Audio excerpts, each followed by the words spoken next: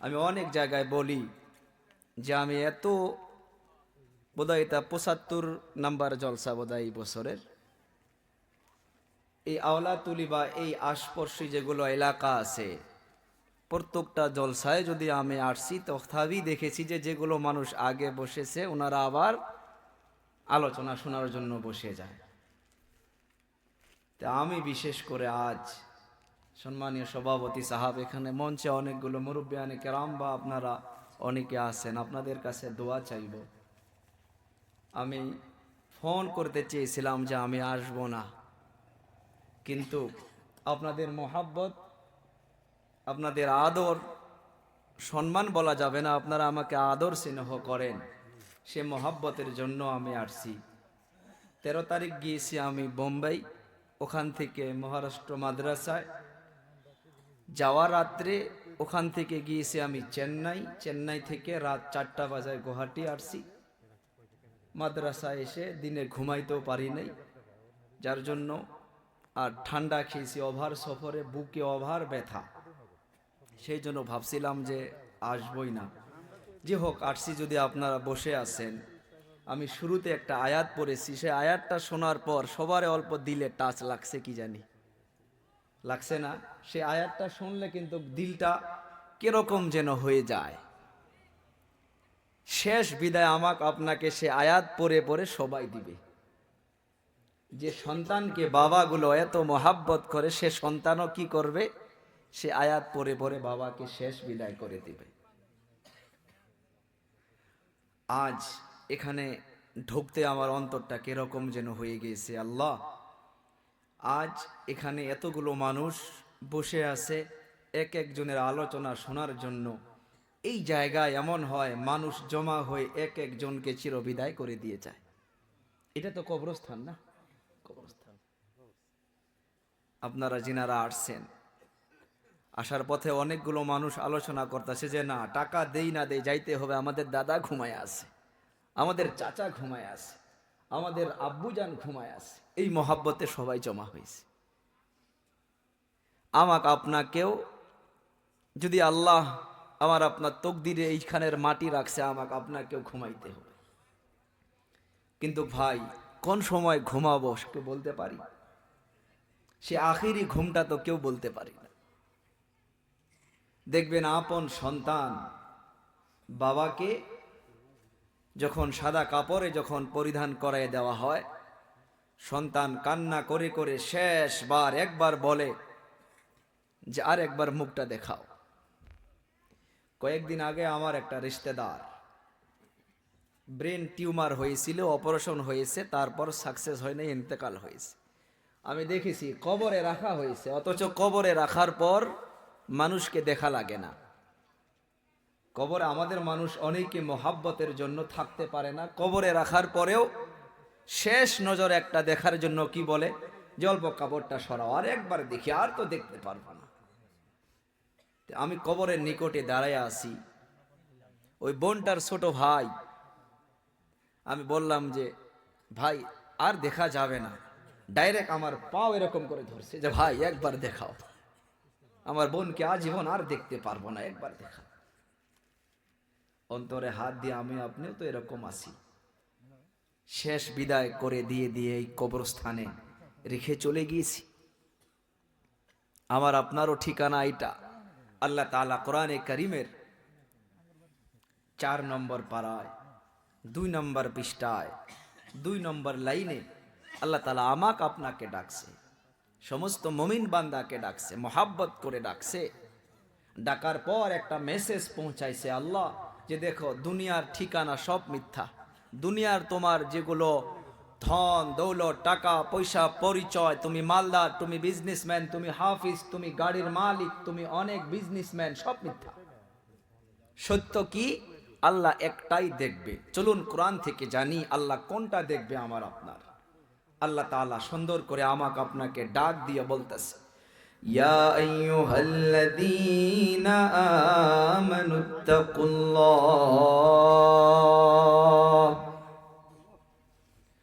আমানু এই শব্দের ভিতরে সমস্ত দুনিয়ার যত ইমানদার বান্দাগণ রয়েছে, যত মুমিন মুমিনাত রয়েছে, আমার আল্লাহ তাআলা সবাইকে সুন্দর করে ডাক দিয়া বলতেছে, ও দুনিয়ার বিশ্বাসী বান্দাগণ, ইত্তাকুল্লাহ,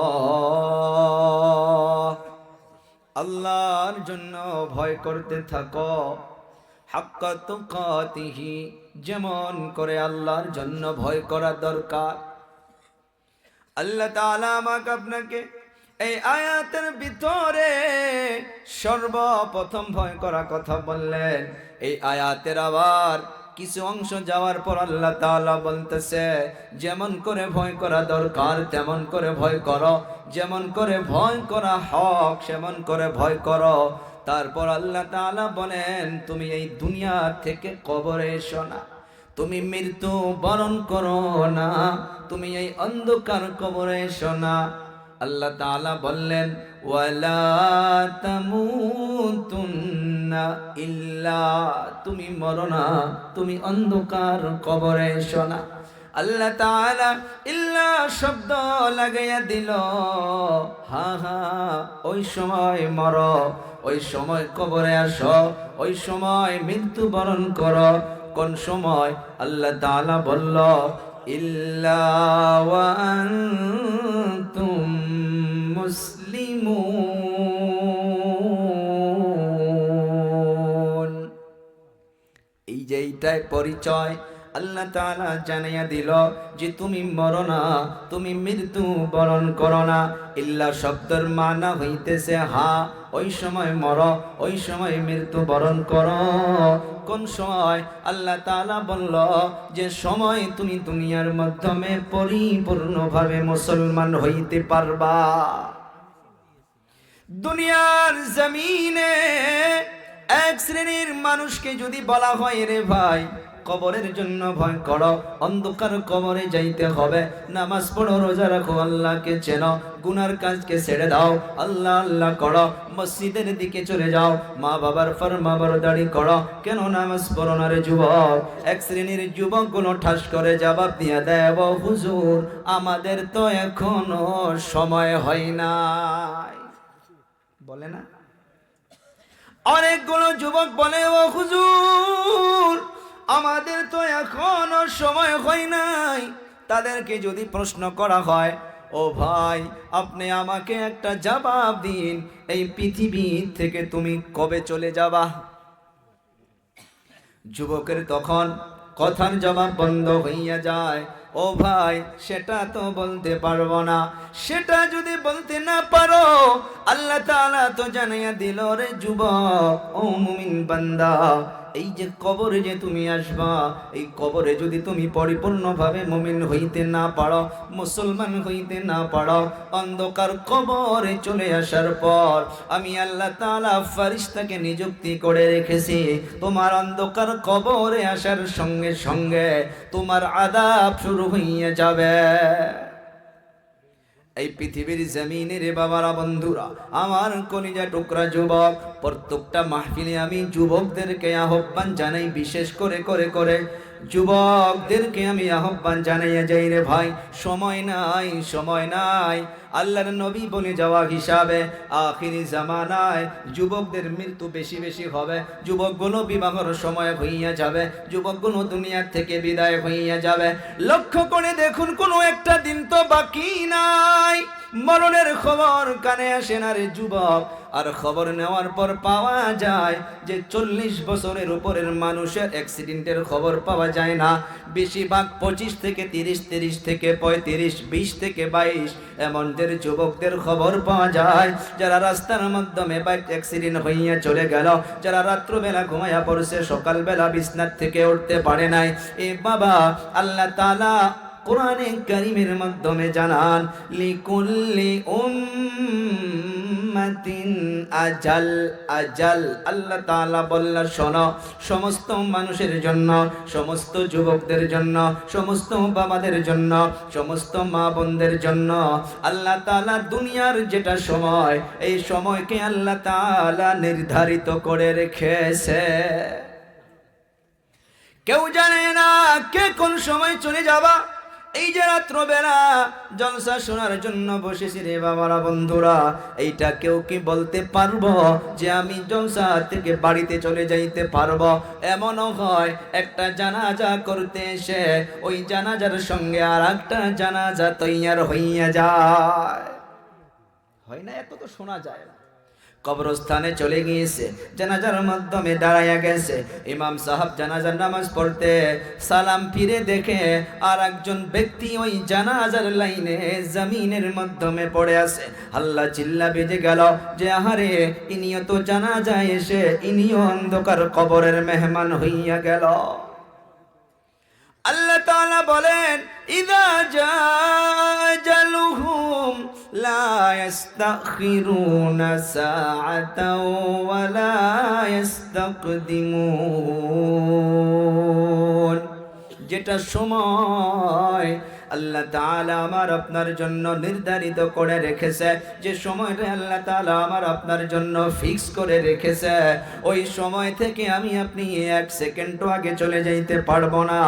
আর অনেকগুলো বিমারি মানুষ, অনেকগুলো দাদা, অনেকগুলো মুরব্বিয়ানে কেরাম বিছনার মাধ্যমে শুয়ে শুয়ে নাতিদের নাতনিদের হাত ধরে ধরে কান্না করে করে বলে, ও দাদু ভাই, আল্লাহর কাছে দোয়া করে দাও, দুনিয়াতে থাকতে চাই না।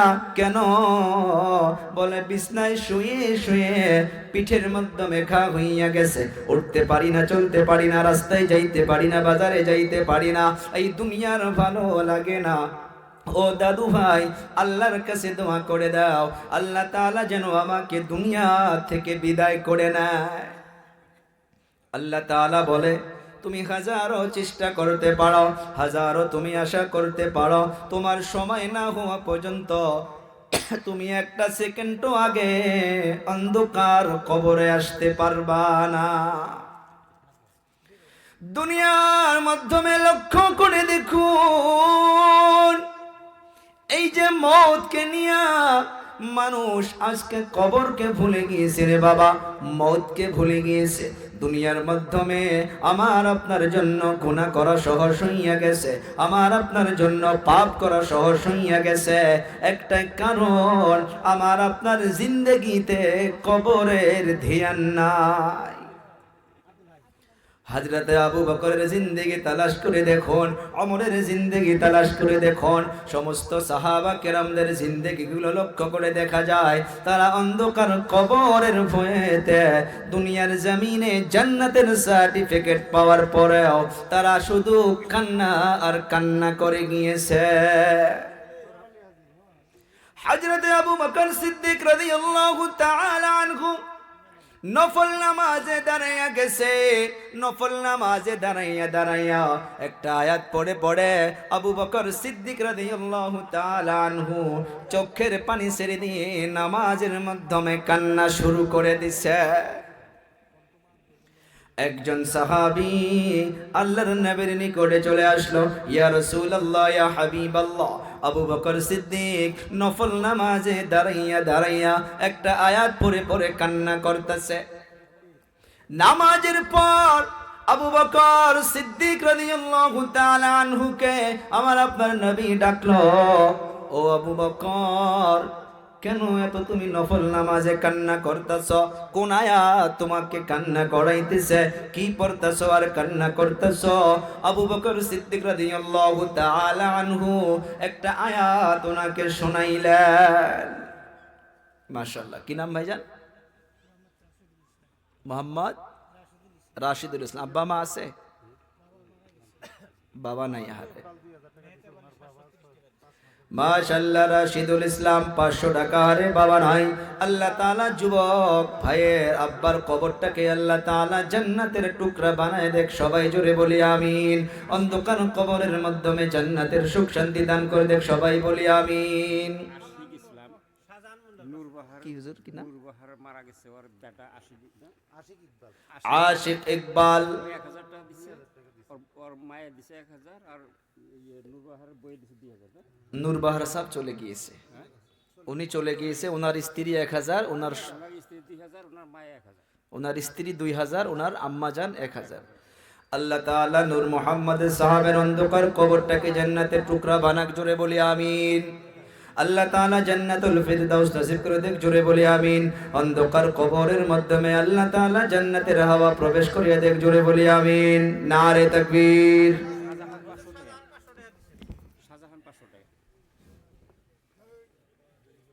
অল্প পরে আসেন, হ্যাঁ আমি কিছু আলোচনা করি ইনশাল্লাহ, সবার কাছে নেব, অল্প বেশি আলোচনা করব না, জাস্ট অল্প কবরের বিষয় কিছু শুনে আমি ইনশাল্লাহ, আমি তো জানি আর কেউ তো না দে, 5 টাকা হলেও নেব সবার কাছে। ভাই দিবেন না ইনশাল্লাহ সবাই? আমি জানি অন্য সবার কথা, এই সবার কথাটা আলাদা ভাই, কবরের ভয়ে সবারই আছে। অল্প পরে আসি সবাই ইনশাল্লাহ, হ্যাঁ সবারই নেব ইনশাল্লাহ। আর একটা নাম যেন কি বলছিলেন স্যার? শাহজাহান 700 টাকা দিচ্ছেন, মেহতাব 730 টাকা, শাহজাহান ভাই 700 টাকা, 500 টাকা। আল্লাহ তাআলা কবুল করুক, জোরে বলি আমিন। আল্লাহ সবার মনের আশা উদ্দেশ্য পুরা করুক, জোরে বলি আমিন। ধ্যান দেবেন ইনশাল্লাহ, ঠিক আছে করবো ভাই। ভাই আলোচনা শুনি ইনশাল্লাহ। আবু বকর সিদ্দিকের কথা বলতেছিলাম। দেখেন আল্লাহর নবী সাল্লাল্লাহু আলাইহি সাল্লাম আবু বকরকে ডাকলো, আবু বকর নামাজের মাধ্যমে কেন এত কান্না করতেছ? আবু বকর ওই আয়াতটা পড়ে শোনাইলেন। আয়াতটা হইতেছে, ইন্নাল্লাহা আশতারা মিনাল মুমিনিনা আনফুসাহুম ওয়া আমওয়ালাহুম বিআন্না লাহুমুল জান্নাহ। আপনারাও শুনলে অবাক হইয়া যাবেন, এই আয়াতের ভিতরে আল্লাহ তাআলা খুশখবরি দিয়েছে, কিন্তু আবু বকর সিদ্দিক এই আয়াত পড়ে পড়ে নামাজের মাধ্যমে কান্না শুরু করে দিয়েছে। আল্লাহর নবী সাল্লাল্লাহু আলাইহি সাল্লাম এই আয়াত শোনার পর আবু বকরকে বলে, রে আবু বকর, এই আয়াতের ভিতরে তো কান্নার মতো কোনো কিছুই নাই। এই আয়াতের ভিতরে তো আল্লাহ তাআলা খুশখবরি দিয়েছে। এই আয়াতের অর্থ হইতেছে, নিশ্চয় নিশ্চয় আল্লাহ তাআলা মুমিন বান্দার সঙ্গে বেচা কিনা করেছে। কি বেচা কিনা করেছে? আল্লাহ তাআলা মুমিন বান্দার জানমালকে নিয়ে নিয়েছে। জানমালকে নেওয়ার পর আল্লাহ তাআলা মুমিন বান্দা বান্দিকে আল্লাহ তাআলার জান্নাত দান করে দিয়েছে। সুবহানাল্লাহ বলি। আবু বকর তথাপি কান্না বন্ধ হয় না। আল্লাহর নবী সাল্লাল্লাহু আলাইহি সাল্লাম আবু বকরকে আবার বলে, ও আবু বকর, কেন তুমি আবার এত কান্না করতেছ? আবু বকর তখন একটা উদাহরণ দিচ্ছে, ইয়া রাসূলুল্লাহ, ইয়া হাবিবাল্লাহ, আমি আবু বকর কাপড়ের দোকান করি, কাপড়ের বিজনেসম্যান। 1 মাস হইয়া গেল আমার দোকান থেকে একটা বুড়ি আম্মা জান 1 মাস আগে একটা কাপড় কিনে নিয়ে গিয়েছিল। কাপড় নেওয়ার পর আমাকে টাকাও দিয়েছে আর কাপড়ও পছন্দ করে নিয়ে গিয়েছে। পাক্কা 1 মাস পর ওই বুড়ি আম্মা জানটা ওই কাপড়টা আমার দোকানে ফেরত নিয়ে এসেছে। আসার পর আমাকে বলে, ও আবু বকর, তোমার কাপড় তুমি ফেরত নিয়ে নাও আর আমি দেওয়া টাকা আমাকে ঘুরে দাও। কেন আম্মা জান? বলে, তোমার কাপড় আমার পছন্দ হয়েছিল, আজকে পছন্দ হয় নাই, এখন তাই তোমার কাপড় তুমি ফেরত নিয়ে নাও আর আমি দেওয়া টাকা আমাকে ফেরত করে দাও। আল্লাহর নবী বলে, এত কি হয়েছে? আবু বকর এই কথা দেখেন কোন জায়গায় নিয়ে ফিট করছে। আবু বকর বলতেছে, ও হুজুর, আল্লাহ তাআলা জান্নাতের ওয়াদা করেছে, মুমিন বান্দার জানমাল নিয়ে নিয়েছে। এমনও তো হইতে পারে কাল কিয়ামতের দিবসে আল্লাহ তাআলা যদি আমাকে ডাকে, ও আবু বকর এদিকে আয়, দুনিয়ার জমিনে যা কিছু করেছিস সব কিছু আমার অপছন্দ হয়েছে, তোর ইবাদত তুই ঘুরে নে আর আমি দেওয়া জান্নাত আমাকে ফেরত করে দে। আবু বকর বলে, ও হুজুর, আল্লাহ তাআলা যদি আমাকে এমন ভাবে ডাকে, আমার কাছে যদি আল্লাহ তাআলা জান্নাতকে ফেরত নিয়ে নেয়, আমার আবু বকরের তো জাহান্নামে যাওয়া ছাড়ার কোনো উপায় থাকবে না। এই কথা মনে করে করে করে করে আবু বকর সিদ্দিক নফল নামাজে দাঁড়াইয়া দাঁড়াইয়া এই আয়াতটা পড়ে পড়ে কান্না করতেছে। আবু বকরকে যাদের নাম নিয়া নিয়া আল্লাহর নবী সাল্লাল্লাহু আলাইহি সাল্লাম জান্নাতের সার্টিফিকেট দিয়েছে। قال النبي صلى الله عليه وسلم আবু বকর ফিল জান্নাহ, ওমর ফিল জান্নাহ, ওসমান ফিল জান্নাহ, আলী ফিল জান্নাহ, তালহা ফিল জান্নাহ, জুবাইর ফিল জান্নাহ। আল্লাহর নবী এই সাহাবা কিরামদের নাম নিয়া আল্লাহ তাআলার হাবিব তাদেরকে জান্নাতের সার্টিফিকেট দিয়েছে। জান্নাত প্রাপ্ত সাহাবী দুনিয়ার জমিনে এত ইবাদত করার পরেও, জান্নাতের সার্টিফিকেট পাওয়ার পরেও এই অন্ধকার কবরের জন্য, ওই জাহান্নামের ভয়েতে আবু বকর সিদ্দিক কান্না করে। এদিকে ওমর রাদিয়াল্লাহু তাআলা, এই যে আমার আপনার সম্মুখে রমজানুল মুবারক, অনেক খুশনসিব এই শাবান মাসে আপনারা এই প্রোগ্রামের আয়োজন করেছেন।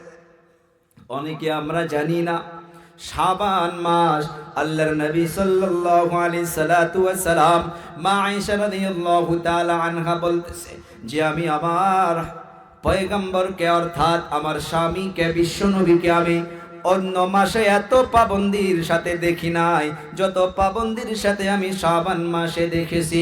শাবান মাসে বেশি বেশি রোজা রাখতো, আল্লাহর নবী বেশি বেশি করে ইবাদত করত, আর রমজান মাসের জন্য অপেক্ষা করে থাকতো।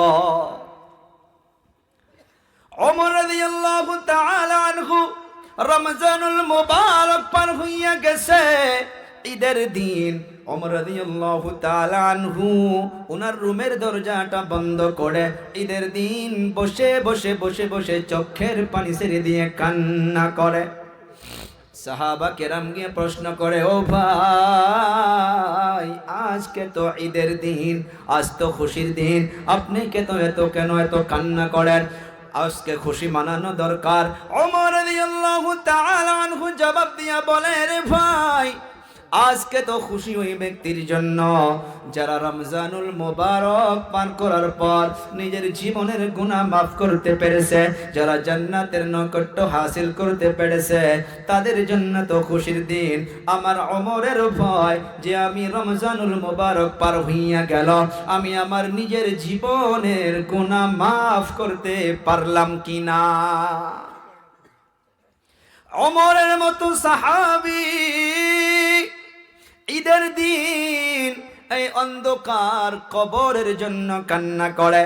আরো শুনলে অবাক হইয়া যাবেন, ওমর রাদিয়াল্লাহু তাআলা আনহুর সন্তান নাম হইতেছে আব্দুল্লাহ, আর আমার আপনার বিশ্ব নবীর নাতি হোসেন রাদিয়াল্লাহু তাআলা আনহু। আজ অনেকে দাদুগুলো আছেন দুনিয়ার মাধ্যমে এই যে নাতিদেরকে নাতনিদেরকে মোহাব্বত যে এত লাগে, এইটা সেই সময় থেকে চলে আসছে। আমার আপনার নবী হাসান হোসেনকে যে এত মোহাব্বত করত, একটা দিন দেখে মা ফাতেমার বাড়ির দিকে যাওয়া শুরু করছে, হাসানের কান্নার আওয়াজ, হোসেনেরও কান্নার আওয়াজ। আমার আপনার নবী ফাতেমা রাদিয়াল্লাহু তাআলা আনহার দরজার মাধ্যমে গিয়ে আওয়াজ দিল, ফাতেমা দরজা খুলে দিল। দরজা খুলে দেওয়ার পর আমার আপনার নবী প্রশ্ন করে, ও আম্মা জান, হাসান হোসেন কেন কান্না করে? ফাতেমা বলে, ও আব্বু জান, বাড়িতে খাওয়ার জন্য কোনো কিছুই নাই, ভুকের জন্য হাসান একদিকে কান্না করতেছে, ভুকের জন্য হোসেন একদিকে কান্না করতেছে। আমার আপনার নবী নাতির মোহাব্বতে হারে ডাক দিল হোসেনকে, হোসেন আয় আয় এদিকে আয়। আমার আপনার নবী জবানে মুবারক বাহির করিয়া হোসেন রাদিয়াল্লাহু তাআলা আনহুর মুখের মাধ্যমে প্রবেশ করে দিল। যেমন করে ছোট বাচ্চাগুলো দুধ পান করে মায়ের বুক থেকে, এমন করে হোসেন আমার আপনার নবীর জবানে মুবারকটা চোষা শুরু করলো। আল্লাহ তাআলার কুদরতের দ্বারা কি যেন নবীর জিহ্বা থেকে আল্লাহ তাআলা বাহির করে দিয়েছে। হোসেন চুষতে চুষতে চুষতে চুষতে হোসেনের পেটটা ভরে গেল, মুখের মাধ্যমে হাসি এসে গেল। আমার আপনার নবী হোসেনকে বলল, তুমি সরে যাও। সুবহানাল্লাহ বলি। হাসানকে ডাকে, রে হাসান আয় আয়।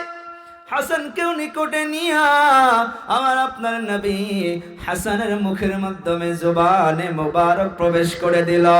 হাসান রাদিয়াল্লাহু তাআলা আনহু ওই জিহ্বা মোবারক চুষতে চুষতে আল্লাহ তাআলা পেটটা ভরে দিল, মুখের মাধ্যমে হাসি এসে গেল। আমার আপনার নবী হাসানকেও ছেড়ে দিল। ছেড়ে দেওয়ার পর ফাতেমাকে বলে, ও আম্মা জান, দুনিয়ার মাধ্যমে হাসানকে যেন কেউ কষ্ট না দাও, হোসেনকে যেন কেউ কষ্ট না দাও। হাসানকে কষ্ট দিলে, হোসেনকে কষ্ট দিলে আমাকে কষ্ট দেওয়া হবে। আমি নবী হইয়া বলে গেলাম। একদিন ওই হাসান হোসেন আমার আপনার নবীকে বলে, নানা যান, আমরা সওয়ারির মাধ্যমে চড়ব, আমরা ঘোড়ার মাধ্যমে উঠব। আমার আপনার নবী সাথে সাথে নিজের হাঁটু মোবারক জমিনের মাধ্যমে লাগাইয়া দিল, হাতগুলো জমিনের মাধ্যমে লাগিয়া দিয়া নিজের পিঠের মাধ্যমে হাসান হোসেনকে নিয়া ওই মাটির মাধ্যমে আমার আপনার নবী নিজে সওয়ারি হইয়া হাসান হোসেনকে সওয়ার করায়। ও দাদার দল, ও নানা জানেরা, আজকের তারিখে দেখা যায় দুনিয়ার মাধ্যমে ওই মোহাব্বত তখন থেকে চলে আসছে। মা আয়েশা রাদিয়াল্লাহু তাআলা আমার আপনার নবীকে বারবার দেখেছে যে কোন সময় যেমন করে খাদিজার কথা মনে করেছিল, এমন করে কোন সময় হাসান হোসেনের কথা বলে বলে নবী চোখের পানি ছেড়ে দিয়েছিল, এত মোহাব্বত করত। ওমর রাদিয়াল্লাহু তাআলা আনহুর কথা বলতেছিলাম যে হোসেন রাদিয়াল্লাহু তাআলা আনহু, এদিকে ওমরের সন্তান আব্দুল্লাহ, দুইজনে ওই মদিনাতুল মুনাওয়ারায় একই মাদ্রাসার ছাত্র। হোসেন রাদিয়াল্লাহু তাআলা আনহু হাত থেকে বারবার কলমটা ফালাইয়া দেয়, আর আব্দুল্লাহকে বলে কলমটা তুলে দাও। ওমরের সন্তান কলমটা তুলে দেয়, বিশ্ব নবীর নাতি আবার ফালাইয়া দেয়। আব্দুল্লাহকে বলে আবার তুলে দাও, আবার তুলে দেয়। অল্প পরে আবার হোসেন কলমটা ফালাইয়া দেয়, ছোট বাচ্চা। আব্দুল্লাহকে বলে আবার তুমি কলমটা তুলে দাও, বারবার তুলে দেয়, বারবার ফালাইয়া দেয়। এর জন্য আব্দুল্লাহ বলে উঠল যে বারবার আমার কাছে তুলে নাও, আমি কি তোমার গোলাম নাকি? আব্দুল্লাহ হোসেনকে বলল যে আমি কি তোমার গোলাম নাকি? একদিকে ওমরের সন্তান আর একদিকে আলীর সন্তান, বিশ্ব নবীর নাতি। যখনই হোসেনকে বলল যে আমি কি তোমার গোলাম নাকি, হোসেন রাদিয়াল্লাহু তাআলা আনহু জবাব দিয়া বলল, শুধু তুমি গোলাম নও, তুমি গোলামের বাচ্চা গোলাম। ওমরকে গোলাম বলে দিল। আব্দুল্লাহর মাথা নষ্ট হইয়া গেল। কিতাব তাড়াতাড়ি তুলে ব্যাগের মাধ্যমে ভরাইয়া নিয়া বাড়ির দিকে রওনা হইয়া গেল। ও আব্বু জান, আর আমি মাদ্রাসায় যাব না। কেন? এই জন্য যাব না, হোসেন বারবার কলমটা ফালাইয়া দেয়, আর আমি আবার তুলে দেই, আবার ফালাইয়া দেয়, আবার তুলে দেয়, আবার ফালাইয়া দেয়, আবার তুলে দেয়। এর জন্য আমি বলেছিলাম যে বারবার তুমি কলমকে ফালাইয়া দাও, আর আমি বারবার তুলে দেই, আমি কি তোমার গোলাম নাকি? আমি এটা বলার সঙ্গে সঙ্গে হোসেন আমাকে বলল, শুধু তুমি গোলাম নাও, তুমি তো গোলামের বাচ্চা গোলাম। ও আব্বু জান, আপনাকেও গোলাম বলেছে, এর বিচার যতক্ষণ পর্যন্ত হবে না তার একদিন আগেও আমি মাদ্রাসায় যাব না। হযরতে ওমর বলল, ঠিক আছে, আগামী কাল মদিনাতুল মুনাওয়ারায় মসজিদে নববীর মাধ্যমে বিচার হবে। ওমর রাদিয়াল্লাহু তাআলা আনহু মেম্বারের মাধ্যমে বসে আছে। বসে থাকার পর সবাইকে জমা করেছে। ওমর রাদিয়াল্লাহু তাআলা আনহু হোসেনকে ডাকতেছে, এদিকে আব্দুল্লাহকেও ডাকতেছে। আব্দুল্লাহকে ডাকার পর, হোসেনকে ডাকার পর ওমর রাদিয়াল্লাহু তাআলা আনহু হোসেনকে প্রশ্ন করে, রে বাবা, তুমি কি একে গালি দিয়েছো নাকি? বলে হ্যাঁ, গালি তো দেই নাই, একটা কথা বলেছি। বলে কি বলেছ? বলে আপনি বলেন। ও হোসেন, তুমি নাকি বলেছ ও গোলাম, আর ও গোলামের বাচ্চা গোলাম, তুমি নাকি আমাকেও গোলাম বলে গালি দিয়েছ? হোসেন রাদিয়াল্লাহু তাআলা আনহু বলে, হ্যাঁ ও হুজুর, একবার নয় আমি 1000 বার বলবো, লাগলে আপনার সম্মুখে এখনো বলবো যে আপনি গোলাম, আপনি গোলাম, আপনি গোলাম। ওমর তো অবাক হইয়া গেল, এত বড় সাহস! ওমর বলে, কেমন করে তুমি আমাকেও গোলাম বললা? হোসেন জবাব দিয়া বলল, আপনি বলুন, অন্তরে হাত দিয়া বলুন, আপনি কি আমার নানার গোলাম ছিলেন না? সুবহানাল্লাহ বলে। ওমরের কথা বন্ধ হইয়া গেল, মাথাটা নিচু করে হোসেনকে বলে, রে হোসেন, তুমি কি পারবা এইটা একটা কাগজের মাধ্যমে লিখে দিতে যে আমি তোমার নানার গোলাম ছিলাম? হোসেন রাদিয়াল্লাহু তাআলা আনহু বলে, হ্যাঁ পারবো। কিতাবের মাধ্যমে এতটুকু পাওয়া যায়, কাগজ বা গাছের ছাল বা গাছের পাতার মাধ্যমে লিখে দিয়েছে যে ওমর ইবনে খাত্তাব মুহাম্মদুর রাসূলুল্লাহর গোলাম ছিলেন। সিগনেচার মেরে দিল, আলী ইবনে হোসেন ইবনে আলী বলে সিগনেচার সহি করে দিল।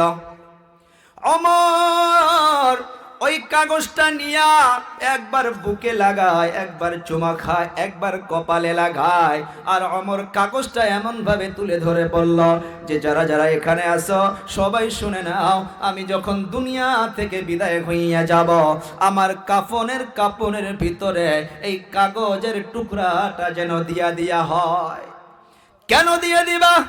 যখন এইটা দিয়ে দিবা, আল্লাহ তাআলা যখন আমাকে প্রশ্ন করবে, রে ওমর, দুনিয়া থেকে তুমি কি নিয়ে আসছো, আমি আল্লাহ তাআলার দরবারে কোনো কিছু ইবাদত যদি দেখাইতে না পারি, এই কাগজটা তুলে ধরব, ও আল্লাহ, আপনার হাবিবের নাতি দেখো সার্টিফিকেট দিয়েছে আমি নাকি আপনার হাবিবের গোলাম ছিলাম।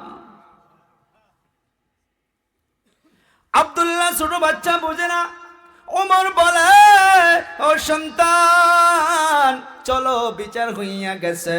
আব্দুল্লাহ বলে, আব্বু জান, কোনো কিছুই তো বুঝলাম না, বিচার তো শুরুই হইল না, আর আপনি তো বললেন বিচার হইয়া গেল। ওমর চোখের পানি ছেড়ে দিয়া বলে, রে সন্তান, এমন বিচার হইয়া গেছে যে বিচারের জন্য হইতে পারে আল্লাহ তাআলা কবরের সওয়াল জবাব কেউ মাফ করে দিবে, কবরের আযাব কেউ মাফ করে দিবে। এই বিচারের জন্য হইতে পারে আল্লাহ তাআলা ডাইরেক্ট জান্নাত দিয়া দিতে পারে। এ বাবা, কি বুঝলাম যে ওমরের মতো সাহাবী দেখুন ওই অন্ধকার কবরের কথা বলতেছে, কবরের ভয়ে ভয়ে ঈদের দিনে বসে বসে কান্না করতেছে। আমরা আজকের তারিখে বিশ্বের ভিতরে শোনা যায় কবরের মাধ্যমে দাউ দাউ করে আগুন ওঠে, আর অনেকের কবরের মাধ্যমে খুশবু আসে। আমি আপনাদেরকে যাওয়া বছর বলেছিলাম, আমি নিজেই জান্নাতুল বাকিতে যখন প্রবেশ করেছি, আমি অবাক হইয়া গেছি। ফজরের নামাজের পর আমি নবীর রওজা মুবারকের সম্মুখে গিয়ে আমি সালাতু ওয়া সালাম পেশ করার পর ডাইরেক্ট বাহির হইয়া আমার বন্ধু হযরত মাওলানা আব্দুল খালেক মন্ডল সাহাব, উনি আর আমি একসঙ্গে কান্দায় কান্দায় হাত দিয়া জান্নাতুল বাকির মাধ্যমে যখন প্রবেশ করছি, আমি মেন গেট দিয়ে প্রবেশ করার পর 1-2 পাও খালি হেঁটেছি, আচানক অজগবি আমি এমন ভাবে দাঁড়াইয়া গেছি, আল্লাহর কসম খেয়ে বললেও ভুল হবে না, জীবনে এত দামি দামি আতর ব্যবহার করেছি, এমন খুশবু আমার নাকের মাধ্যমে এসে গিয়েছে যে খুশবু আমি এই 32 বছর বয়সে আমি কোনো জায়গার মাধ্যমে পাই নাই। কেন? ওখানেও তো আমার আপনার মতো মানুষ ঘুমায় আছে, তারা এই দুনিয়ার জমিনের বাবা সাহাবা কেরাম ঘুমায়া রয়েছে। চলতে চলতে চলতে চলতে কিছু দূর যাওয়ার পর ওসমান রাদিয়াল্লাহু তাআলা আনহুর কবরের নিকটে গিয়ে দাঁড়াইয়া গেলাম। ওখানে আলাপ করে খুশবু আসা শুরু করলো, আর অল্প পরে হালিমাতু সাদিয়া, আমার আপনার নবীর দুধ মা আম্মা জান হালিমাতু সাদিয়ার কবরের নিকটে চলে গেলাম। ওখানে আলাপ করে খুশবু পাইতেছি। তারাও দুনিয়ার মাধ্যমে আমার আপনার মতো হাত ছিল, আমার আপনার মতো পা ছিল, কিন্তু অন্তরটা আমার আপনার মতো ছিল না। তাদের টার্গেট ছিল জান্নাত। এ বাবা আমি আপনি দুনিয়া থেকে বিদায় হইয়া যাব, এই যে অন্ধকার কবর, কেউ নাই কেউ নাই। আপন সন্তান ওই বাবাকে যখন কবরে রাখা হবে, ওই যে আয়াত পড়বে, মিনহা খালাকনাকুম ওয়া ফিহা নুঈদুকুম ওয়া মিনহা নুখরিজুকুম তারাতান উখরা। এই উখরা শব্দটা মুখে আসার পর দেখবেন সন্তান বাবার কবরের উপরে হাতটা এমন ভাবে ঝাঁকি দিবে, বাবা সন্তানের কবরের উপরে হাতটা এমন ভাবে ঝাঁকি দিবে। কেন কেন দেয়? এর কথা হইতেছে, রে সন্তান, তোকে দুনিয়ার জমিনে এত মোহাব্বত করেছিলাম, তোর জন্য আমি এত টাকা পয়সা খরচ করেছিলাম, কিন্তু কবরের মাধ্যমে রাখার পর রে সন্তান, আজ থেকে আমি বাবা হইয়া তোর জন্য কোনো কিছুই করতে পারবো না। যার জন্য হাতটা ঝাঁকি দিয়ে আমি এইটা বুঝাইতে চাচ্ছি যে আজ থেকে তোর খবর তোর কাছে, আর আমার খবর আমার কাছে। হযরতে ফাতেমা বিশ্ব নবীর মেয়ে, উনাকে যখন কবরে রাখার জন্য নিয়ে যাওয়া হলো, কবরের মাধ্যমে রাখার সময় একজন সাহাবী কবরকে বলতেছিল, রে কবর, কাকে তোর নিকটে রাখতেছি, খবর রাখিস। এইটা হইতেছে আলী রাদিয়াল্লাহু তাআলা আনহুর স্ত্রী। ও কবর, ইনার সঙ্গে যেন ভালো আচরণ করা হয়।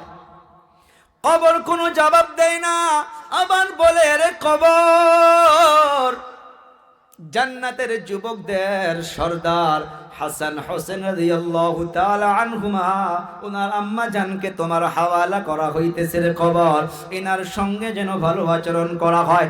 কবর কোনো জবাব দেয় না, আবার বলা হয়, রে কবর, যার জন্য আল্লাহ কুল কায়নাতকে সাজাইছে, যিনি সিফারিশ না করলে কেউ জান্নাতে যাইতে পারবে না, ওই বিশ্ব নবী মুহাম্মদুর রাসূলুল্লাহ সাল্লাল্লাহু আলাইহি সাল্লাতু ওয়াস সালামের মেয়ে ফাতেমাকে তোর নিকটে রাখা হইতেছে, রে কবর, ইনার সঙ্গে যেন ভালো আচরণ করা হয়। কবর থেকে তখন একটা আওয়াজ আসছে যে, শোনো শোনো শোনো, আমি চিনি না ফাতেমাকে, আমি চিনি না হাসান হোসেনের মাকে, আমি চিনি না আলী হায়দার স্ত্রীকে, আমি জানি আমার নিকটে যে যত ভালো আমল নিয়ে আসবে, ওই আমল মোতাবিক আমি তার সাথে তেমনি আচরণ করব। কে? ফাতেমা। ফাতেমা আর আলী রাদিয়াল্লাহু তাআলা আনহুর মাঝখানে অল্প ঝগড়া হয়ে গিয়েছিল। আমার আপনার নবী আসছে, আসার পর ফাতিমা দেখে একা একা বাড়ির মাধ্যমে মনটা নারাজ করে বসে আছে। আমার আপনার নবী বলল, ও আম্মা জান, আলী কোথায়? বলে, অল্প আগে ঝগড়া করে রাগ করে বাড়ির থেকে বাহির হইয়া গেল। কোথায় গিয়েছে? মা ফাতিমা বলে, হইতে পারে মদিনায় মসজিদে নববীর দিকে চলে যাইতে পারে। আমার আপনার নবীর সঙ্গে সঙ্গে বাড়ির থেকে বাহির হইল। বাড়ির থেকে বাহির হওয়ার পর যাইতে যাইতে দেখে আলী রাদিয়াল্লাহু তাআলা আনহু বালার মাধ্যমে গোরাগরি করতেছে। আমার আপনার নবী গিয়ে ডাক দিল, ইয়া আবা তুরাব, ও বালুর বাবা, কি হইতেছে তোমার এখানে কেন? আলী মনে মনে বলতেছে, অল্প আগে তো আপনার মেয়ের সঙ্গে ঝগড়া করে আসলাম, আপনি আবার যেন কি কথা নিয়ে আসলেন। মনে মনে বলতেছে, কিন্তু নবী ডাক দিল, রে আলী, এদিকে আসো। আলী রাদিয়াল্লাহু তাআলা আনহু সঙ্গে সঙ্গে নবীর নিকটে চলে আসলো। আমার আপনার নবী আলীর হাতটা ঠাস করে ধরে বাড়ির মাধ্যমে নিয়ে চলে আসলো। চলে আসার পর একটাই বিছনার মাধ্যমে মাঝখানে নবী ঘুমাইয়া গেল। ডান দিকে আলীকে ঘুমাই আনিছে, বাম দিকে ফাতেমাকে ঘুমাই আনিছে। একবার আলীকে হাসানো গল্প শোনায়, আবার ফাতেমাকে একটা গল্প শোনায়, আবার আলীকে একটা গল্প শোনায়, আবার ফাতেমাকে একটা গল্প শোনায়। দুই দুজনকে গল্প শোনাইতে শোনাইতে আলীও হেসে দিল, মা ফাতেমাও হেসে দিল। হেসে দেওয়ার পর দুজনের হাতকে মিলামিলি করে দিয়ে আমার আপনার নবী ফাতেমাকে বলল, রে ফাতেমা, তুমি বিশ্ব নবীর মেয়ে হইতে পারো, তোমার উপরে যদি তোমার স্বামী নারাজ হইয়া থাকে, ও ফাতেমা, অন্ধকার কবরে যখন তুমি চলে যাবা, ওই কবরে যাওয়ার পর তোমার স্বামী নারাজগির জন্য আল্লাহ তাআলার আযাব তোমার উপরে শুরু হইয়া যাবে। মামুলি কথা, নবী নিজে নিজের আপন মেয়েকে বলতেছে যে কবরের ভয় করো। কবর এমন একটা জায়গা, কারো কারোর জন্য ওই কবরটা হইয়া যাবে জান্নাতের একটা টুকরা, আর কারো কারোর জন্য ওই কবরটা হইয়া যাবে জাহান্নামের একটা টুকরা। আমরা দোয়া করি যাদের বাবা নেই, যাদের মা নেই, যাদের দাদা নাই, দাদি নাই, নানা নাই, নানি নাই, আত্মীয় স্বজন যারা পার হইয়া গেছে, অন্ধকার কবরে শুইয়া আছে, আল্লাহ তাআলা যেন সবার কবর গুলো যেন জান্নাতের টুকরা বানায়। জোরে বলি আমিন। ও বাবা বন্ধুরা, দুনিয়ার জমিনে যখন আমার আপনার রুহটা দুনিয়া থেকে বিদায় হইয়া যায়, লম্বা ইতিহাস। এই রুহটা কি জিনিস? আমার আপনার নবীকে ওই মক্কাবাসীগুলো প্রশ্ন করত, আল্লাহ তাআলা কোরআনে কারীমের মাধ্যমে এই প্রশ্নের জবাব দিয়ে দিয়েছে। এর আগের বয়ানে আমি বলতেছিলাম যে মানুষের শরীরের ভিতরে আল্লাহ তাআলা শুরুর দিনতে রূহ দেয় না, যখন মায়ের পেটের ভিতরে এই বাচ্চা যখন কমপ্লিট হইতে হইতে 4 থেকে 4.5 মাস হইয়া যায়, তারপর আল্লাহ তাআলা রূহটাকে দান করে দেয়। সুবহানাল্লাহ। আল্লাহ তাআলা কোরআনে বলল, ও পয়গম্বর, আপনাকে যদি প্রশ্ন করে যে রূহ কি জিনিস, আপনি তাদেরকে জবাব দিয়ে দেন। কোরআনে কারীমের মাধ্যমে আল্লাহ তাআলা জানাইছে, ওয়া ইয়াসআলুনাকা আনির রূহ কুলির রূহু মিন আমরি রাব্বি। ও পয়গম্বর, আপনাকে যদি কেউ প্রশ্ন করে রূহটা কি জিনিস, আপনি তাদেরকে জবাব দিয়া দেবেন যে রূহটা হইতেছে এটা আল্লাহ তাআলার একটা অর্ডার, একটা হুকুম। রূহটা কি? হুকুম। আমার আপনার শরীর থেকে যখন রূহটা বাহির হইয়া যায়, ও আমার বাবারা, বন্ধুরা, আমার কলিজা টুকরা যুবক, মানুষ যখন দুনিয়া থেকে বিদায় হইয়া যায়, রূহটা যখন চলে যায়, মানুষ ওই মানুষকে দেখতে যায়, কেউ আর নামটা নেয় না। আজকের তারিখে আমার নাম নিতেছেন আকসাদুল, আকসাদুল। আগামী কাল যদি আমি বিদায় হইয়া যাই, আমার কেউ নামটা নেবে না। মানুষ বলবে লাশ দেখতে যাই, মাইয়াত দেখতে যাই। মা বোনগুলো যখন ওই মাইয়াতের বাড়িতে চলে যায়, রাস্তার মাধ্যমে যদি প্রশ্ন করা হয় কোথায় যাচ্ছ, মা বোনগুলো বলে যে আমরা মরা দেখবার যাইতেছি, মাইয়াতের বাড়িতে যাইতেছি। আহারে, অল্প সময়ের ব্যবধানের জন্য আমার আপনার নামটুকু পর্যন্ত মানুষ ভুলে যায়।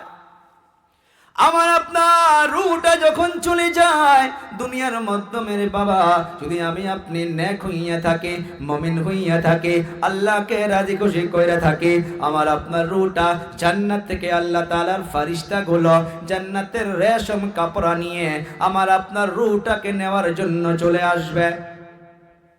রূহটাকে নেওয়ার জন্য যখন চলে আসবে, আমার আপনার রূহটা ওই জান্নাতি ফেরেশতাগুলো ওই কাপড়ের মাধ্যমে সুন্দর করে নেবে।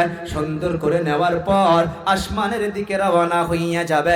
সেই হাদিসের বর্ণনায় পাওয়া গেছে, ফেরেশতা আসমানের দিকে নেক বান্দার, মুমিন বান্দার রূহগুলো নিয়ে উপরের দিকে যাওয়া শুরু করবে। প্রথম আসমান, দ্বিতীয় আসমান, তৃতীয় আসমানে চলে যাওয়ার পর আল্লাহ তাআলা বলবে যে এই রূহকে সালামতি আমার এখানে নিয়ে আসা দরকার নাই, এই রূহটাকে নিয়ে চলে যাও, কবরের মাধ্যমে নিয়ে গিয়া ওই মুমিন বান্দাকে আবার রূহটা দান করে দাও। আর ওই মুমিন বান্দার নামটা ইল্লিনের মাধ্যমে লিখে দাও, জান্নাতের মাধ্যমে লিখে দাও।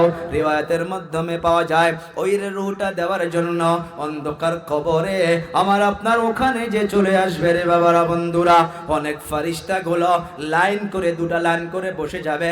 আর মুমিন বান্দাকে আল্লাহ তাআলা ওই কবরে বসায়া দিবে। কবরে বসানোর পর ওই মুমিন বান্দা এরকম ভাবে নজর করে দেখবে যে জান্নাতি ফেরেশতা গুলো দুটা লাইন করে অনেক সুন্দর করে বসে আছে। ওই মুমিন বান্দার ভিতরে তখন আল্লাহ তাআলার হুকুমে ওই ফেরেশতা ওই মুমিন বান্দার ভিতরে রূহটাকে দান করে দিবে। রূহটাকে দান করে দেওয়ার পর আল্লাহ তাআলা বলবে যে তাকে আর ডিস্টার্ব করা দরকার নাই, তার জন্য জান্নাতের দরজাকে খুলে দাও, জান্নাতের হাওয়াকে দিয়ে দাও, আর তার কবরটা 3.5 হাত রাখা দরকার নাই, তার কবরটা একটা জান্নাতের বালাখানা বানাইয়া দাও। সুবহানাল্লাহ। ও বাবারা, বন্ধুরা, তেমন ভাবে সেম ভাবে যারা দুনিয়ার মাধ্যমে আল্লাহকে নারাজ করে চলে গিয়েছে, আল্লাহর হুকুমকে অমান্য করে অন্ধকার কবরে চলে গিয়েছে রে বাবারা, বন্ধুরা, কিতাবের পৃষ্ঠায় পাওয়া যায় তাদেরও রূহটা নেওয়ার জন্য ফেরেশতা আসবে, কিন্তু ওই জান্নাতি ফেরেশতা নয়, জাহান্নামী ফেরেশতাগুলো আসবে। জাহান্নাম থেকে গন্ধওয়ালা একটা কাপড়, একটা গান্দা কাপড়, একটা লেতরা কাপড় নিয়ে আসবে, আর ওই খারাপ মানুষের রূহটা ওখানে নিয়ে নেবে। নেওয়ার পর আসমানের দিকে রওনা শুরু করবে। প্রথম আসমানে যাওয়ার সাথে সাথে ফেরেশতা ধমক মেরে উপরে যাইতে দিবে না, যে দরকার নাই, দরকার নাই, এই রূহটা নিয়ে উপরের দিকে চলে যাওয়া দরকার নাই, এই রূহটা নিয়ে চলে যাও, কবরের মাধ্যমে নিয়ে যাও। আর আল্লাহ তাআলা হুকুম দিবে তার নামটা জাহান্নামে সিজ্জিনের মাধ্যমে লিখে দাও, আর তার রূহটা তার কবরের মাধ্যমে তার ভিতরে দিয়ে দাও। দিয়ে দেওয়ার পর ফেরেশতাকে নিযুক্তি করে দেওয়া হবে। অন্ধকার কবর, দুই পাশের মাটির চাপ এমন ভাবে চাপ দেওয়া শুরু করবে রে বাবারা, বন্ধুরা, এক পাশের হারা আর এক পাশের হারা দিয়ে ঢুকে যাবে ওই অন্ধকার কবরে। দুনিয়ার মাধ্যমে বেমারে লিপ্ত হইয়া থাকলে একবার বড় ভাই এসে নিকটে বসে যায়, একবার মা নিকটে এসে যায়, একবার আশপাশি দেখতে আসে, মানুষ অ্যাক্সিডেন্ট হইয়া চিল্লা চিল্লি করলে কত মানুষ জমা হইয়া যায়। অন্ধকার কবরে কেউ নাই, কেউ নাই। উপরে দেখবো তাকাইয়া বাঁশের চাঙ্গারি, ডানে দেখবো মাটি, বামে দেখবো মাটি, সম্মুখে মাটি, পিছনে মাটি, কোনো কিছুই নাই। একটাই থাকতো, সেটা হইতেছে আমল। আর ওই আমলের জায়গায় দুনিয়ার মাধ্যমে গুনাহ করতে করতে করতে করতে আল্লাহকে নারাজ করে চলে গিয়েছে রে বাবারা, বন্ধুকা। এই দুনিয়ার মাধ্যমে যে আগুন 70 গুণ বেশি জাহান্নামে আগুন হইয়া যাবে, পারবো না রে বাবা। একবার আপনারা চেক করেন, একটা মোমবাতি লাগান, ওই মোমবাতির মাধ্যমে উংলিটা দিয়ে দেখেন, ওই মোমবাতির আগুনটা কেউ সহ্য করতে পারে না। আবার হাতটা দেওয়ার সাথে ঠাস করে হাতটা সরাইয়া নেবে, আর ওই জাহান্নামের আগুন দুনিয়ার আগুন থেকে 70 গুণ বেশি হইয়া যাবে।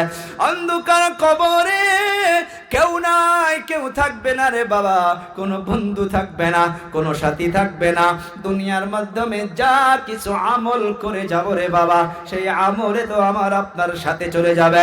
সেই জন্য আল্লাহর নবী সাল্লাল্লাহু আলাইহি সাল্লাতু ওয়াস সালাম বলে গিয়েছে, রে মানুষ, দুনিয়ার মাধ্যমে যতদিন পর্যন্ত এই চক্ষু দুটা খোলা থাকবে, এই নিঃশ্বাসটা খোলা থাকবে, ততদিন পর্যন্ত মানুষের নেক আমল চলতে থাকবে, মানুষের সওয়াব চলতে থাকবে। যখন এই চক্ষু দুটা বন্ধ হইয়া যাবে, মানুষের নেক আমল শেষ হইয়া যাবে, অন্ধকার কবরে চলে যাওয়ার পর নিজে আর কোনো কিছুই করা যাবে না। বাবাকে কবরে রেখেছি, মাকে কবরে রেখেছি, বড় ভাইকে কবরে রেখেছি রে বাবারা, বন্ধুরা, এখন অন্ধকার কবরে ঘুমায় আছে, তারা সেখানে নিজের আমল কোনো কিছুই করতে পারবে না। আজ দুনিয়ার জমিন থেকে বাবার জন্য সন্তান যা পাঠাবে, মায়ের জন্য সন্তান যা পাঠাবে, ছেলের জন্য বাবা যা পাঠাবে, স্ত্রীর জন্য স্বামী যা পাঠাবে, অন্ধকার কবরে ঘুমায়া ঘুমায়া সেখানে সেটাই তারা পাইতে থাকবে। আল্লাহর নবী সাল্লাল্লাহু আলাইহি সাল্লাতু ওয়াস সালাম দুনিয়ার মাধ্যমে রে বাবা বারবার বারবার বাবার কথা মনে করে করে কান্না করত, মায়ের কথা মনে করে করে কান্না করত, স্ত্রীর কথা মনে করে করে কান্না করত। কেন? আল্লাহ রব্বুল আলামিন আল্লাহর নবীকে কোরআনে কারীমের মাধ্যমে আয়াতের দ্বারা জানিয়ে দিয়েছে, ও পয়গম্বর আপনি নিজেও অথবা আপনার উম্মত দিগকে জানিয়ে দেন, যাদের মা নাই, যাদের বাবা দুনিয়া থেকে চলে গিয়েছে, আল্লাহ তাআলা সুন্দর করে আয়াত জানাইয়া দিয়েছে, সন্তানদের দায়িত্ব হইতেছে ওই বাবার জন্য দোয়া করো, ওই মায়ের জন্য দোয়া করো, বড় ভাইয়ের জন্য দোয়া করো। দুনিয়ার মাধ্যমে রে যুবক, দুটা মানুষ এমন পাওয়া যায় যারা স্বার্থ ছাড়া সন্তানকে মহাব্বত করে, কোনো স্বার্থ দেখে না। এক নাম্বার হইতেছে মা, আর এক নাম্বার হইতেছে, দুই নাম্বারে হইতেছে বাবা।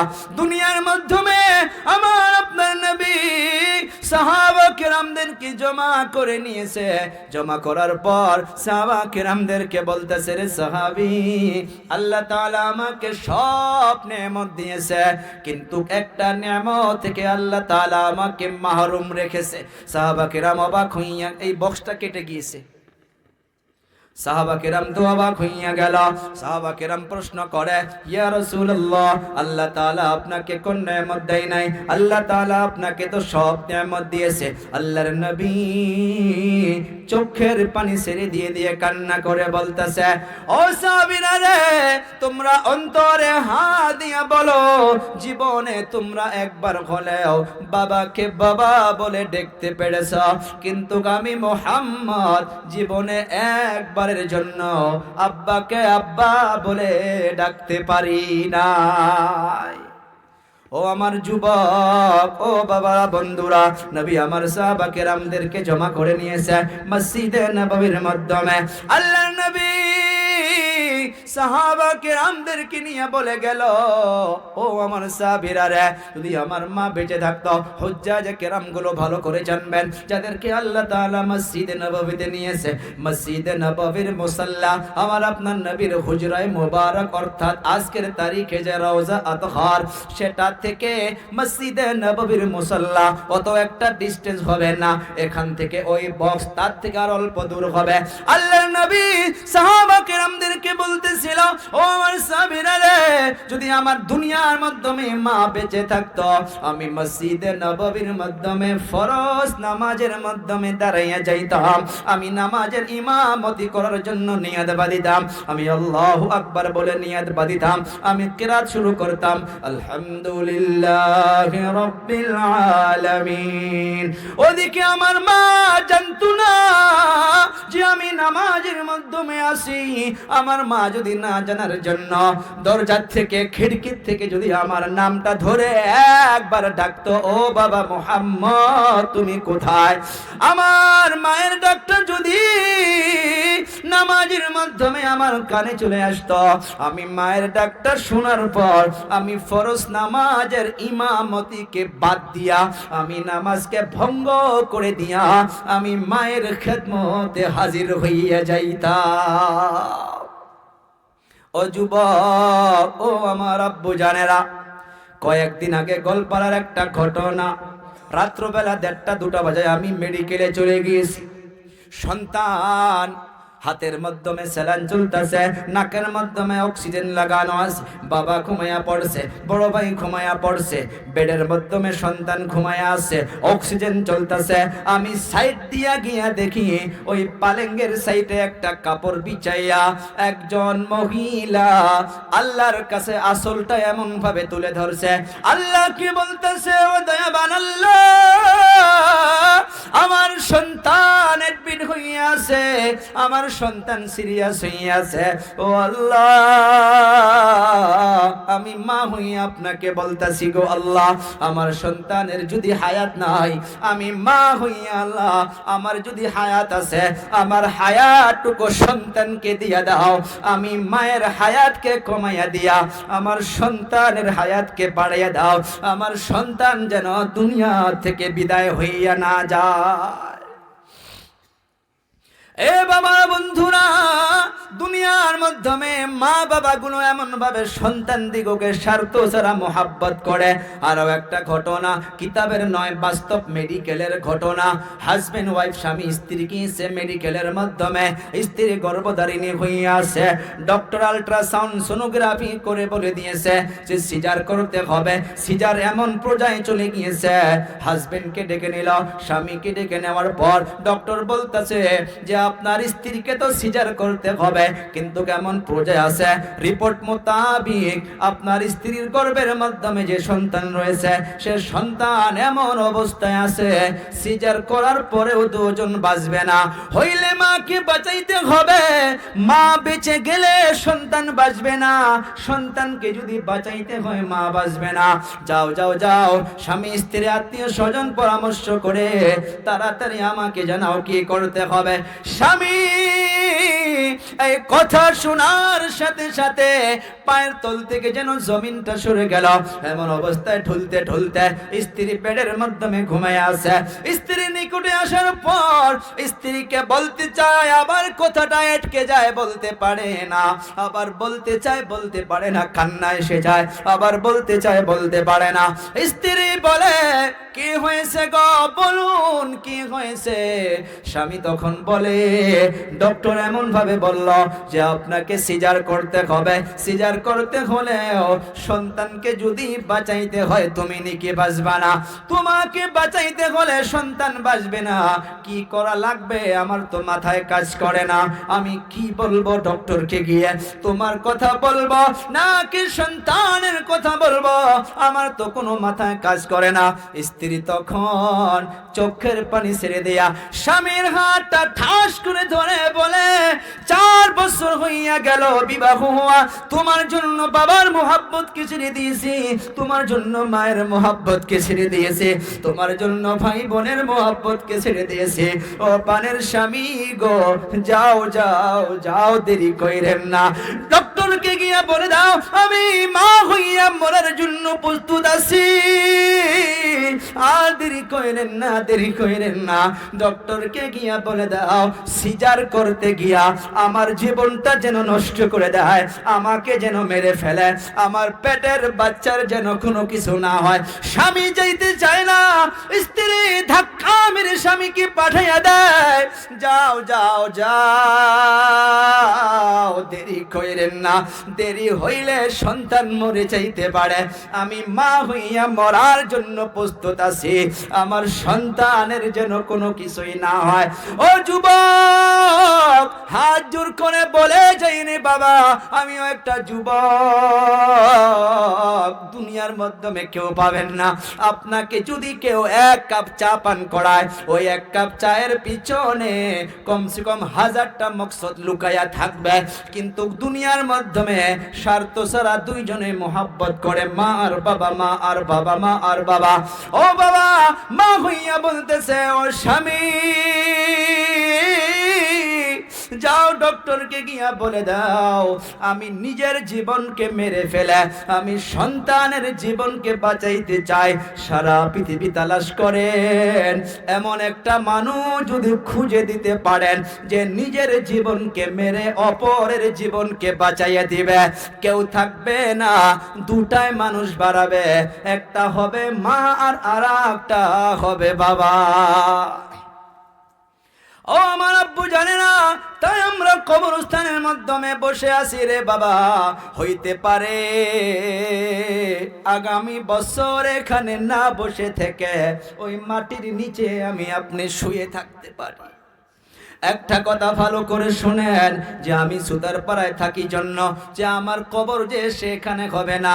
ওলামা কেরাম রয়েছে, মুহাদ্দিসিনে কেরাম একটা হাদিস বর্ণনা করতে গিয়ে আমাদেরকে বুঝাইছে, শোনো শোনো শোনো, ওই যে মিনহা খালাকনাকুম ওয়া ফিহা নুঈদুকুম ওয়া মিনহা নুখরিজুকুম, এর ব্যাখ্যা করতে গিয়ে বুঝাইছে যে আমি আপনি বলতাছি এই মাটির দ্বারা তোমাকে বানানো হয়েছিল, ওয়া ফিহা নুঈদুকুম, এই মাটির মাধ্যমে আবার তোমাকে মিশানো হলো, ওয়া মিনহা নুখরিজুকুম তারাতান উখরা, আবার এই মাটির দ্বারা পুনরায় তোমাকে জীবিত করা হবে। মানুষ দুনিয়া থেকে যখন চলে যায় তাদের কবরটা কোন জায়গার মাধ্যমে হয়?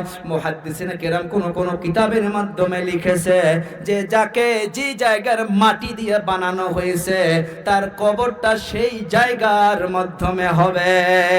সেই জন্য দেখা যায় মানুষ থেকে গোলপাড়ায় যাইতেছে বোম্বাই, তার মৌত ওখানে হইতেছে। মানুষ থেকে বোম্বাই আসতেছে গোলপাড়া, তার মৌত এখানে হইতেছে। ভালো মানুষ সকালবেলা খানা খাইয়া গাড়ি নিয়ে সফর করতে চলে গেল বোম্বাইয়ের মাধ্যমে, গুয়াহাটির থেকে প্লেনের মাধ্যমে চলে গেল দিল্লির মাধ্যমে। ওখানে যাওয়ার পর একটা দোকানে চা খাইতে সেখানে ইন্তেকাল হইয়া গেল।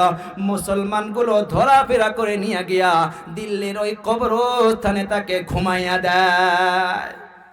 ও বাবার বন্ধুরা, হইতে পারে আমার আকসাদুলের জায়গাটা আপনাদের এই কবরস্থানেও হইতে পারে, বা আপনার এই কবরস্থানে নাও ঘুমাইতে পারেন রে বাবারা বন্ধুরা। হাত জোর করে করে বলে যাই রে বাবা, ওই কবরের খেয়াল করে ওই অন্ধকার কবরে রাত্রবেলা আমি মাঝে মাঝে নিজেই মনে করি ঠান্ডা দিন যাইতেছে, আমি মাঝে মাঝে রাত্রবেলা ঘুমের লাইটকে বন্ধ করে দিয়া আমি কম্বলটা মাথায় দিয়া আমি চক্ষু দুটা বন্ধ করে মাঝে মাঝে মনে করি আহা আমার নিকটে বোধহয় কেউ নাই, উপরে অন্ধকার, ডাইনে অন্ধকার, বামে অন্ধকার। আল্লাহর কসম খেয়ে বলি তখন আর আমি থাকতে পারি না, অন্তরটা ভেঙে যায়, চক্ষু দিয়ে পানি বাইর হয়ে আসে। আরে আজ এত জায়গায় আলোচনা করতেছি, আজ না হোক কাল ওই কবরের মাধ্যমে আমাকে এমন ভাবে রাখবে আর তো কেউ দেখতে পারবে না, কেউ খবরও নিতে পারবে না। তেমন ভাবে রে বাবারা বন্ধুরা, ওই অন্ধকার কবরে চলে যাওয়ার আগে দুনিয়ার মাধ্যমে আমাকে আপনাকে ওই মা বাবার খেদমত করতে হবে, আল্লাহকে রাজি খুশি করতে হবে, নামাজ বন্দেগী পড়তে হবে। আল্লাহ তাআলা টাকা পয়সা দিয়েছে, ধন দৌলত দিয়েছে।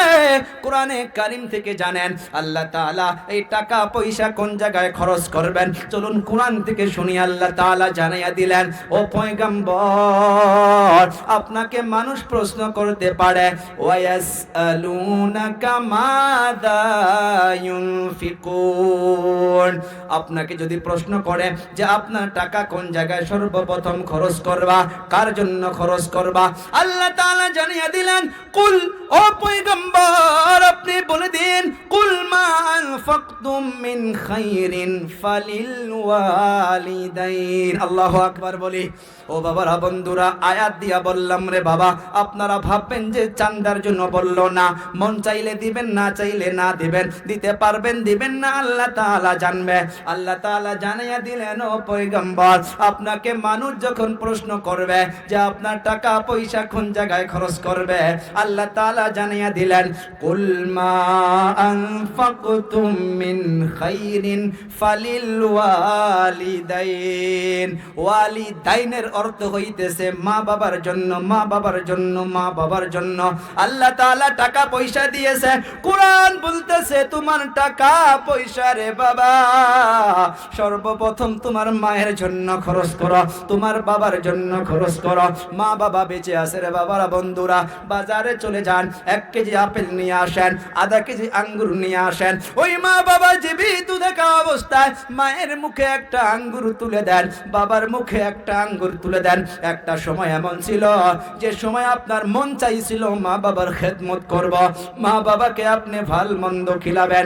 এই যে শাবান মাস, রমজানুল মুবারক আসতেছে রে বাবারা বন্ধুরা, আমার বাড়ির মাধ্যমে টার্গেট করে নিয়েছি যে রমজানুল মুবারকে আমার মা কোন জিনিসটা খাইতে ভালোবাসে, আমার নিজের কথা বলতাছি, আমার বাবা কোন জিনিসটা খাইতে ভালোবাসে। এখন থেকে আমি টার্গেট করতেছি, কেন? কারণ আমার মা বাবা বেঁচে আছে। ও বাবা, শাবান মাস অনেক বড় ফজিলতের মাস, সামনে রমজানুল মুবারক অনেক বড় ফজিলতের মাস। আরে অনেকের মা নাই, বাবা নাই, অনেকের দাদা নাই, দাদি নাই, আর দুনিয়ার জমিনে মা বাবাও যদি বেঁচে আছে ওই মা বাবার জন্য খরচ করার জন্য আমি আশা করব রে বাবা, এই অন্ধকার কবরের মাধ্যমে যাদের মা বাবা চলে গিয়েছে, যাদের দাদা দাদি চলে গিয়েছে, আমি বসে বসে শুনেছি 10,000ও দিয়েছেন, 5,000ও দিয়েছেন, কিন্তু আমিও বরকতি হিসাবে 12টা 1টা বেজেছে 5 মিনিট আমি টাইম আপনাদের কাছে চাবো। কেউ আছেন নাকি? 1টা 2টা ব্যক্তি 15,000 টাকা দেনেওয়ালা কেউ সর্বপ্রথম ওই মা বাবার রুহের মাগফিরাতের জন্য 15,000-এর জন্য আছেন কেউ? একজন ব্যক্তি 15,000 টাকা দেনেওয়ালা। নারে তাকবীর, তাকবীর লিল্লাহি তাকবীর। কে সেটা? কে আছে এখানে? না এখানে নাই। ওনার মা বাবা আছে? ওনার মা বাবা আছে। কি নাম বললে? মাসুম সোনারও মা বাবা নাই, চলে গিয়েছে। ফোনের জরিয়া করে জানিয়ে দিয়েছে 15,000 টাকা দিয়ে দিবে। আরে আল্লাহ তাআলা যেন ওনার আব্বা মার কবরটাকে জান্নাতের টুকরা বানায়, জোরে বলি আমিন। আল্লাহ তাআলা দাদা দাদি নানা নানি খানদান আত্মীয় স্বজন যিনারা চলে গিয়েছে, আল্লাহ তাআলা যেন সবার কবরে আর সওয়াবকে পৌঁছে দেয়। এ বাবা, আল্লাহ তাআলা যেন তার মনের নেক আশা উদ্দেশ্য পুরা করে দেয়। আল্লাহ তাআলা যেন কারোবারে বরকত দেয়, অন্তরে দুঃখ বেদনাকে দূর করিয়া দেয়। মৌতের আগে জীবনে একবার হলেও আল্লাহ তাআলা যেন কাবাতুল্লাহ তাওয়াফ করিয়া দেয়, জোরে বলি আমিন।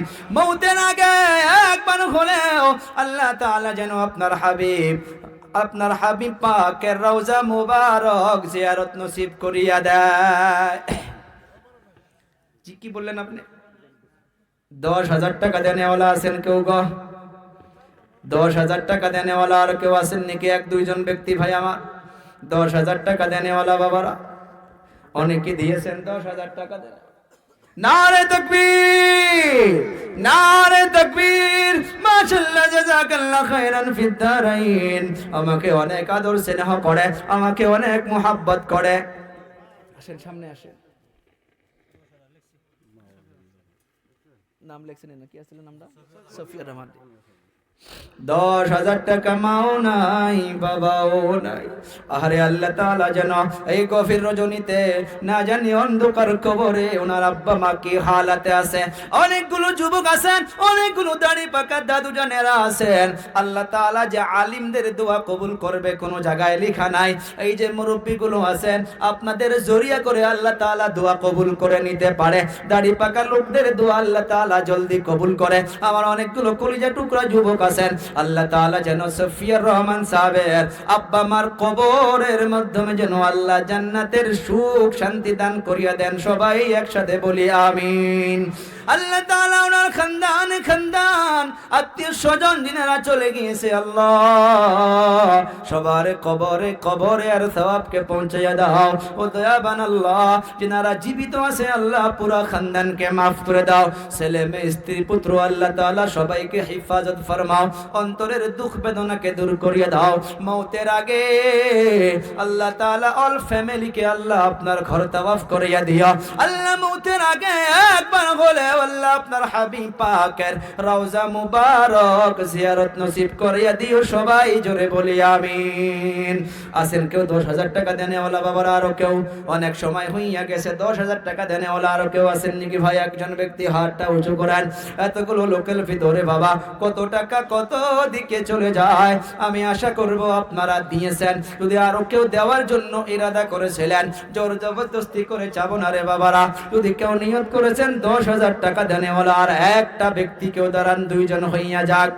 একটা ব্যক্তি কেউ আছেন নাকি বাবারা 10,000 টাকা দেনেওয়ালা? আমার যুবক ভাইদের মাধ্যম থেকেও দাঁড়াইতে পারে। এ বাবা, দুনিয়ার মাধ্যমে কত টাকা কত দিকে চলে যায়। চক্ষু দুটা বন্ধ হইয়া গেলে দুনিয়ার সব স্বপ্ন এমনি পড়ে থাকবে। আছেন বাবারা কেউ 10,000 টাকা দেনেওয়ালা? ঘর নিয়ত করেন 5,000 টাকা দেনেওয়ালা 5টা ব্যক্তি কেউ দাঁড়ান বাবারা। ওই মায়ের কথা স্মরণ করেন, ওই বাবার কথা মনে করেন। দুনিয়ার মাধ্যমে আত্মীয় স্বজন যিনারা চলে গিয়েছে রে বাবা, সবার রুহের মাগফিরাতের জন্য আপনারা ডোনেট করে যাবেন। ওই কবরস্থানের মাধ্যমে অন্ধকার কবরে ঘুমাইয়া ঘুমাইয়া আজকে আমরা সবাই আর একটা নিয়ত করতে পারি। এই কোরআনের আয়াত শুনে শুনে আল্লাহ তাআলা এই কবরবাসীদেরকে আল্লাহ তাআলা যেন সবাইকে জান্নাতের ফয়সালা করে দেয়। সবাই জোরে বলি আমিন। ভাই 5000 টাকা দেওয়ার জন্য কেউ আছেন নাকি? একজন ব্যক্তি বাবারা 5000 টাকা দেনেওয়ালা বাবারা, আমার একজন ব্যক্তি সর্বপ্রথম 5000 টাকার জন্য ভাই একজন ব্যক্তি কেউ আছেন নাকি গো? 5000 টাকা একজন ব্যক্তি দিয়েছেন, 10ও দিয়েছেন, 5ও দিয়েছেন। আমি শুনেছি কেউ সারা পড়তে পারেন যে না হুজুর আপনাকে দেওয়ার জন্য নিয়ত করছি, আপনি দাঁড়াইয়া যান, আমি আপনার কাছে মুসাফা করে চলে যাব। একজন ব্যক্তি 5000 টাকা দেনেওয়ালা। চিন্তা করে দেখেন এই দুনিয়ার জমিনে রে বাবা কত টাকা কত দিকে চলে যায়। নারে তাকবীর, আকবরে সে মুসাফা করি কি নাম? মিন নাসির আব্বা মা আছে মিন নাসির 5000 টাকা। নারে তাকবীর, নারে তাকবীর। আল্লাহ তাআলা মিন নাসির ভাইজানের দানকে কবুল করো, মঞ্জুর করো, মনের আশা উদ্দেশ্য পুরা করো। আরো এক ভাইজান কত দিবেন? নাম নাম আপনার নাম? আব্বা মা আছে? আরে শাহর আলী সাহাব আব্বা নাই। এই গভীর রজনীতে রাত 1টা বাজায় বাবার কথা মনে পড়ে গেছে। আরে কত আদর স্নেহ করেছিল ওই বাবা, সন্তানদের জন্য কি করে কি না করে দুনিয়ার জমিনে, কিন্তু সব আশা ফেলে রেখে শাহর আলী ভাইজানের আব্বাজান দুনিয়া থেকে বিদায় হইয়া গেছে। আমরা সবাই মিলে দোয়া করি আল্লাহ তাআলা যেন ভাইজানের আব্বুজানের কবরটাকে জান্নাতের টুকরা বানায়। সবাই একসাথে একবার বলি আমিন।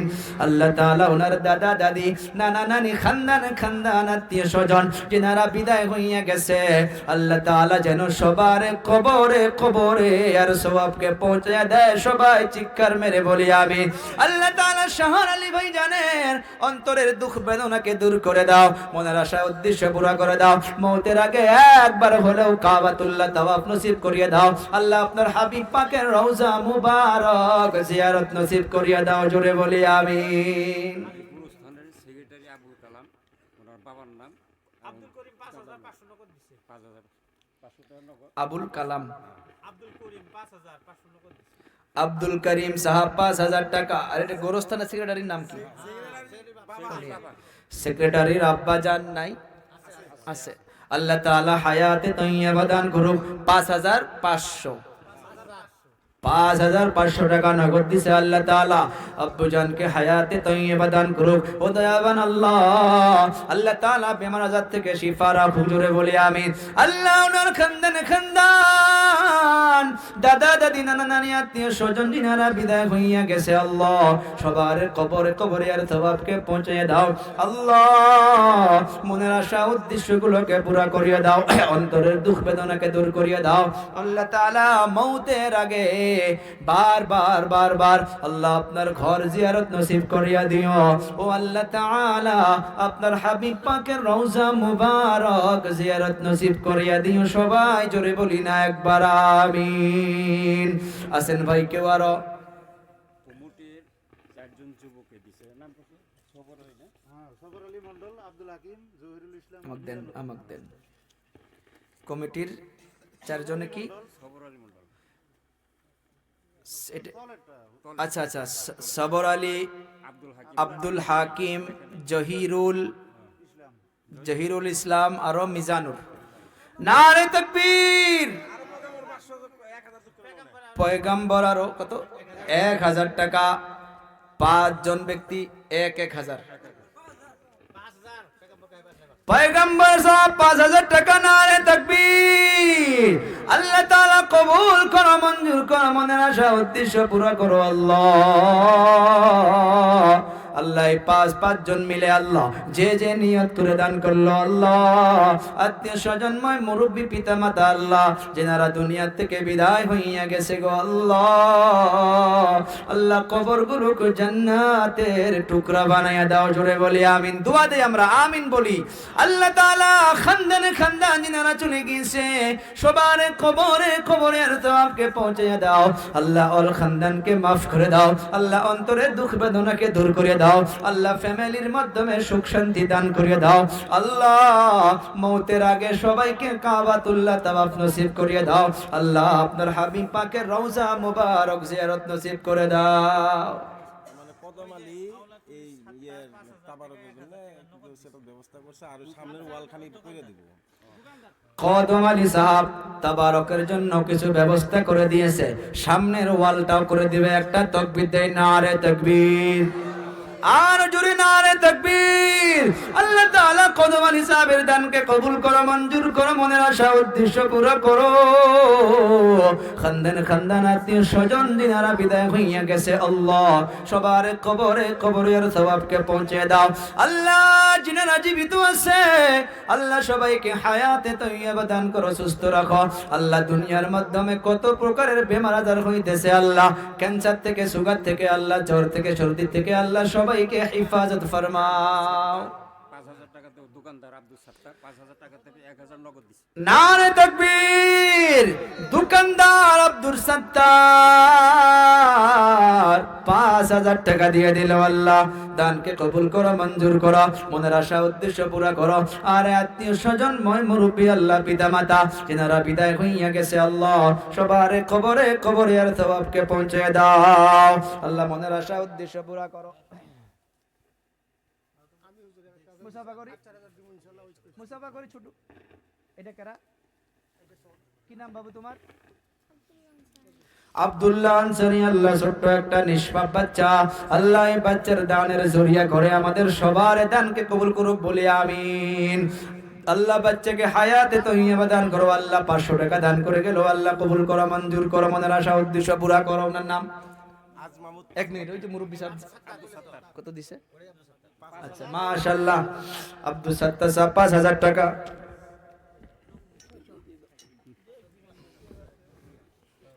কি নাম আপনার?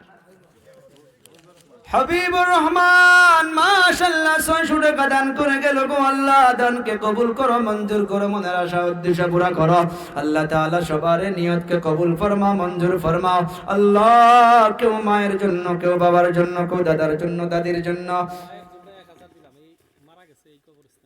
আপনার নাম? আব্দুর রাজ্জাক। মানা এইখানে ঘুমায় আছে। আরে মায়ের জন্য 1,000 টাকা। সন্তান হইয়া এই গভীর রজনীতে মায়ের মমতা, মায়ের প্যার, মায়ের আদর স্নেহ মনে পড়ে গেছে। ও আল্লাহ, সন্তানের দানের জরিয়া করিয়া আল্লাহ মায়ের কবরটাকে জান্নাতের টুকরা বানিয়ে দাও। ও দয়াবান আল্লাহ, দাদা দাদি, নানা নানি, খানদান আত্মীয় স্বজন যিনারা বিদায় হইয়া গেছে আল্লাহ এই গভীর রজনীতে, এই সময় কবরের মাধ্যমে আল্লাহ এতগুলো লোকের আমিনের জরিয়া করে আল্লাহ সবার কবর গুলোকে জান্নাতের টুকরা বানাইয়া দাও। কেউ যেন বাদ না দেয়, সবাই একসাথে বলি আমিন। আর একবার বলি আমিন। রাজ মাহমুদ 5,000 টাকা। নারে তাকবীর। রাজ মাহমুদ 5,000 টাকা দিল আল্লাহ। কবুল করো, মঞ্জুর করো গো আল্লাহ। অন্তরে যে কোন নিয়ত নিয়ে দান করলো আল্লাহ, আল্লাহ পিতা মাতা, আত্মীয় স্বজনময় মুরব্বী, খানদান আল্লাহ সবারে কবরে আর সওয়াবকে পৌঁছায়া দাও আল্লাহ। মনের আশা উদ্দেশ্য পূরণ করো, নয়রাশ কইরো না। কি নাম? তহিরুল ইসলাম। চলে গিয়েছে এই কবরস্থানে ঘুমিয়ে আছে আল্লাহ। আল্লাহ কত দিছে? এটা কত দিছে? 500 টাকা দিছে আল্লাহ। কবুল করো, মঞ্জুর করো। হাসান আলী 2,000 টাকা দিল আল্লাহ। কবুল করো, মঞ্জুর করো, মনের আশা উদ্দেশ্য পুরা করো। নাম আপনার নাম আব্বাস আলী। দাদা দাদির কথা মনে পড়ে গিয়েছে আল্লাহ, ও দয়াবান আল্লাহ, এই কবরস্থানে ঘুমাইয়া আছে আল্লাহ, নাতি হইয়া দাদার কথা মনে পড়িয়া আল্লাহ দাদির কথা স্মরণ করিয়া আল্লাহ, আল্লাহ অনেক টাকা দান করে দিল, ও আল্লাহ দানকে কবুল মঞ্জুর করিয়া নাও, দানের জরিয়া করিয়া আল্লাহ, আল্লাহ দাদা দাদির অন্ধকার কবরটাকে জান্নাতের টুকরা বানাইয়া দাও, ও আল্লাহ খানদান খানদান আত্মীয় স্বজন যারা বিদায় হইয়া গেছে সবার কবরে কবরে সওয়াবকে পৌঁছাইয়া দাও আল্লাহ, অন্তরের দুঃখ বেদনাকে দূর করিয়া দাও, মৌতের আগে জীবনে একবার হলেও আল্লাহ আপনার ঘর তাওয়াফ করিয়া দিও, ও আল্লাহ আপনার হাবিব পাকের রওজা মুবারক জিয়ারত নসিব করিয়া দিও, সবাই একবার বলি আমিন। নারে তাকবীর। আমাদের বানাত মাদ্রাসার প্রেসিডেন্ট সাহেব, নাম নাই ওনার, আরমান আলী, মাশাআল্লাহ 1000 টাকা দান করলো, আল্লাহ দানকে কবুল করো মঞ্জুর করো আল্লাহ, ওনার আত্মীয় স্বজন বড় ভাই আল্লাহ জিনারা খানদানে খানদান চলে গিয়েছে আল্লাহ, আল্লাহ সবার কবরে কবরে আর সওয়াবকে পৌঁছাইয়া দাও, অন্তরের দুঃখ বেদনাকে দূর করিয়া দাও, মনের আশা উদ্দেশ্যগুলোকে পূরণ করিয়া দাও আল্লাহ, নৈরাশ কইরো না আল্লাহ, হায়াতে তৈয়বা দান করো। নারে তাকবীর। নাম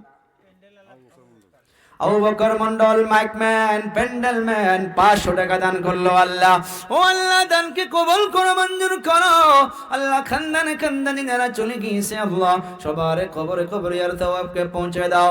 আমার বড় ভাই আমার বন্ধু আব্দুল খালেক সাহেব আসছে বোধহয়, ওনাকে উপরে নিয়ে আসো আল্লাহ তাআলা, আমাদের মাইকম্যান সাহেবের দানকে কবুল করো মঞ্জুর করো। ও বাবারা 5000 টাকার জন্য আছেন নাকি কেউ আল্লাহর বান্দারা? 5000 নাই 2000 3000 করে নিয়ে আসেন রে বাবা, নাই যদি আপনারা 1000 করে টাকা দিয়ে দেন আমি মুসাফির হই। মাশাআল্লাহ 500 কি নাম? জালাল মন্ডল 500 দান করে দিল, আল্লাহ কবুল করো মঞ্জুর করো। আব্দুর রশিদ 500 টাকা, আল্লাহ কবুল করো মঞ্জুর করো আল্লাহ। 500 করে আগতে আইনেন না, 1000 করে 2000 কারা কারা দিবেন একবারে আসেন রে বাবারা বন্ধুরা, এদিকে আসেন, এদিকে আমি মুসাফা করব, আপনাদের কাছে দোয়া নিয়ে চলে যাব, আপনারা মুরব্বী মানুষ আল্লাহ কবুল করো মঞ্জুর করো আল্লাহ, মুরব্বীদের দানকে কবুল করো মঞ্জুর করো। ও যুবক 1000 করে টাকা কারা কারা দিবেন একবারে আসেন, 2000 করে টাকা কারা কারা দিবেন একবারে আসেন। মঞ্জুর আলম 550, এটা কি রুহুল আমিন, রুহুল আমিন 300 টাকা, আল্লাহ কবুল করো মঞ্জুর করো। 1000 টাকা। নাম কি আপনার? নাম আব্দুল জলিল। নারে তাকবীর। 1000 টাকা দান করে দিল, 200 না 200 টাকা নগদ দিয়েছে আল্লাহ তাআলা, বাকি টাকা বলে দিবে আল্লাহ কবুল করো মঞ্জুর করো, মনের আশা উদ্দেশ্য পূরণ করো আল্লাহ, নৈরাশ কইরো না আল্লাহ। খানদান খানদান নিনারা গুজরে গিয়েছে আল্লাহ, সবার কবরে কবরে আর সওয়াবকে পৌঁছে দাও। বাবারা আমি বলতেছিলাম 2000 নাই 1000 করে টাকা নিয়ে আসো, আমি মুসাফির হইয়া মুসাফা করে আমি বিদায় হইয়া যাব রে আল্লাহর বান্দারা। আমার অনেকগুলো কলিজা টুকরা যুবক আছেন, এতগুলো মানুষ যদি 1000 করে টাকা দিয়ে দেয় অনেক টাকা হইয়া যাবে। মাশাআল্লাহ আমার একটা ভাই অনেক টাকা দিয়ে দিল, 2000 টাকা। নারে তাকবীর। নাম জামাত আলী। আব্বা মা আছে গো? আব্বা মা আছে আপনার? আরে জামাত আলী ভাইজান 2000 টাকা, 2টা ছেলে মাদ্রাসায় দিয়েছে, আরে 2000 টাকা দিল আল্লাহ তাআলা।